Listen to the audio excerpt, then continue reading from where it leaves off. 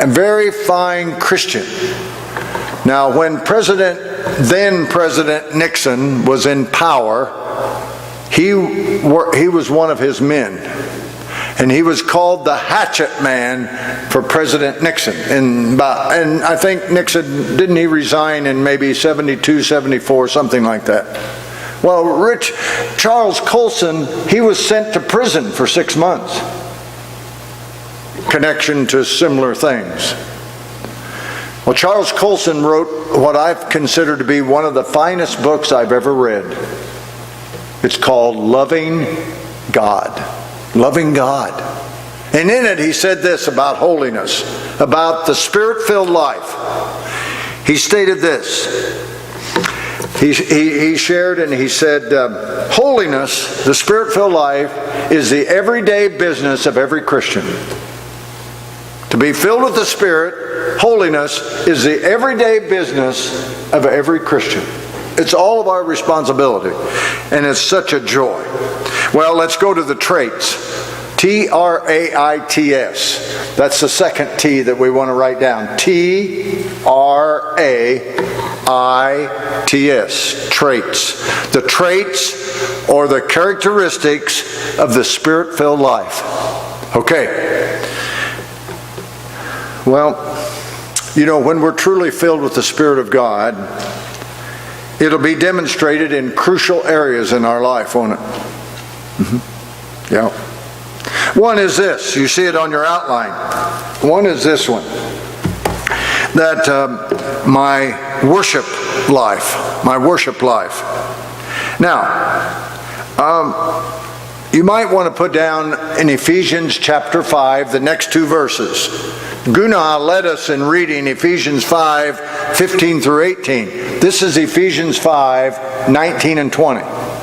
Those two verses talk about our worship life. Really, when we came here today, isn't this what we're doing? Aren't we in a celebration of life? When I hear you sing these songs, and myself, I'm singing in English, you're singing in Korean, and maybe another person or two is singing in English here, it's wonderful. We can sing and we're praising God, aren't we? It's celebration time, right? Oh, we have a little girl at our home now. She's 14 months old. She thinks every day is a celebration. She punches something, she has a seat that Jane got for her, and she sits down on it or crawls up on her knees, and she touches something and starts playing music, and she starts dancing around. It's a celebration time. Her name is Sophia. Oh, I won't tell you when it's time to go to bed what happens. That's another horse and another story. But anyway, worship time. It's a celebration of God. I want to tell you about a man. He was in Okinawa. He was in the service, and he heard about a missionary. And he went to see the missionary, and he traveled to their home in Okinawa, in one of the cities, and he knocked on the door. The missionary's wife came to the door, and she said, "He's not here now." She said, he's under a lot of pressure and a lot of stress. But he's downtown in the city, and she told him where to go to find him, and he's there at his office. And so it was raining. He took a bus. He went down to the city. He turned this street, went down that alley, and there was a little hut, was his office. And he had a mat, and he was seated on the mat, and he had a Bible, and he had a hymn book, and he was praying to God. And he'd read some scripture, and then he'd pray to God. And then he'd sing. And Charles listened in as he was doing all of this. And he said, what I found was a man who was really worshiping God.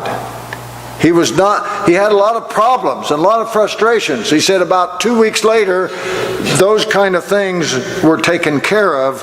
But he said, in fact, the remarkable thing is that he was having a praise service. He was worshiping God and praising Him. I have a question for you today. For me first and then you. What does your worship look like? I don't think I've ever had very few people have ever asked me that.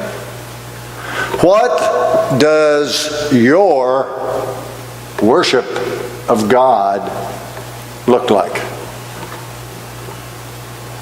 Wow. It's a big question, isn't it? Okay.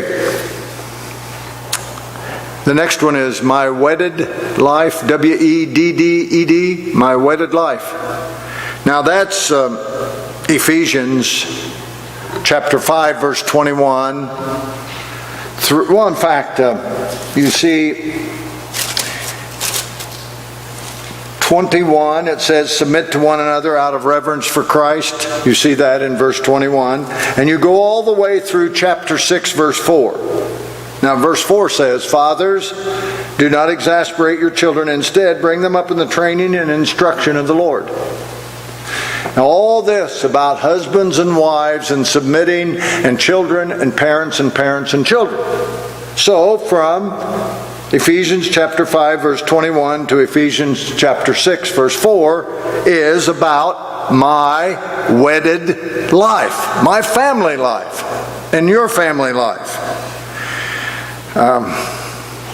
We need to submit to God. And really, in a relationship of a marriage, it's both submitting to one another, wanting the very best for each other. Now let's go to my work life. You see that on the outline? My work life.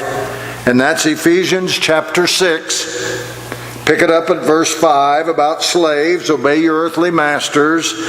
And then it goes all the way through verse 9. It says, masters, treat your slaves in the same way. Do not threaten them, since you know that He's both their master and yours is in heaven. There's no favoritism with Him. Now, if you are an employer, how do you treat your employees? It's supposed to be in the Christian way. And if you're an employee, you're supposed to work hard in your job. And to do that in our work life. Now, can I be trusted to do my best when I work? Do we work hard and with enthusiasm? Well, it was Florence Nightingale. Have you ever heard about Florence Nightingale? Yes, okay. When she was at age 30, she wrote this in her diary. You may be keeping a diary, I don't know, or a journal. And she wrote this in a diary. She said, I'm now 30 years of age, the age at which Christ began His mission. Now no more childish things, no more vain things. Now, Lord, let me think only of Thy will. Later on in life, someone asked her the secret to her life. She said, I can only offer one explanation, and it's this. I held nothing back from God. I have held nothing back from God. Well, this poem or little illustration has traveled around and don't even know the author of it, but here it goes. Listen, I hope it'll help you. Maybe you've sung the hymn. It goes, I'll go where you want me to go, dear Lord. Real service is what I desire. I'll say what you want me to say, but don't ever ask me to sing in the choir. You know, you may have the musical ability. Oh, I'll do all this for you, but don't ask me to sing. But if you have the ability to sing, you need to sing. Right? We need to hear you sometime in worship. Well, I'll say what you want me to say, dear Lord. I want to see things come to pass. But don't ask me to teach boys and girls. I'll do all this other stuff, but don't ask me to teach them. But if you have the ability to teach boys and girls, you need to teach boys and girls and teenagers. Now, I'll do what you want me to do, dear Lord. I'll give you my nickels and dimes, my pennies and $1 bills, but don't ask me to tithe. But the Lord said, if we have, He knows it'll happen. It can do it. Well, I'll go where you want me to go, dear Lord. I'll say what you want me to say. I'm busy just now, though, dear Lord. I'll help you some other day. Some other day. Yeah. That's how it goes sometimes, isn't it? Okay. Now, let's talk about my war life. Probably we should have said my spiritual warfare life rather than my war life. We're in spiritual warfare, aren't we? Isn't the devil real? Yes. We don't worship the devil, but he's real. We need to know about him, who our opposition is. But chapter 6 of Ephesians, verses 10 through 18. It's putting on the full armor of God. Do you know how many pieces of armor there are that are Christians to put on? 6. You're right. I read your lips. 6. Some guy in a Bible study one night, Elmer, he was a big guy. You know what we used to do with Elmer? Now, I hope God doesn't hold this against me. When I would be preaching on Sunday evening, Jane would come to the service and we had 2 children then. And their little guy, Jeff and Kay. And she'd usually sit in the back row. And Elmer used to sit back there. You know what? She'd just sit, if Elmer was sitting here, Jane would come in and she'd sit over here. And have Jeff and Kay sit there. You'd think, oh my goodness, they'll run everywhere. Not when Elmer's sitting there. He's big. Elmer, he'd mumble sometimes. He'd talk to himself. I'm not making fun of him, okay? Okay? Elmer was a nice guy. He loved Jesus. But Elmer helped us with our children. He didn't know it. He'd sit there, Jane sit over there. They weren't going any place with Elmer. They were scared of him. Well, one night in Bible study, Elmer said, there are 6 pieces of armor.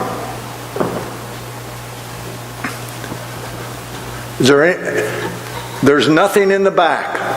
When you turn around, there's no armor back there. Right? What's it say? Here's the helmet of salvation. Think about those pieces of armor. The helmet of salvation. Now you got to help me because I may flunk this test. The helmet of salvation. The breastplate of righteousness, God's righteousness, right? The shield of faith. The belt of truth, right? The belt. That's what it says, the belt. The shoes of what? Peace. The shoes of peace. Oh, this is the sword. The sword of the Spirit of God. But you know what? There's no back piece. Is there? Why isn't there a back piece? Maybe you're supposed to get going forward and keep going. You don't stop. You don't turn around. Well, here it is. Look in verse 11 and 13. Put on the full armor of God. Verse 11. Look at verse 13. Put on the full armor of God. Be a Spirit-filled Christian. Well, now there's my witness life. That's Ephesians 6, verses 19 and 20. Did you ever hear of decaffeinated Christianity? How many like decaf coffee?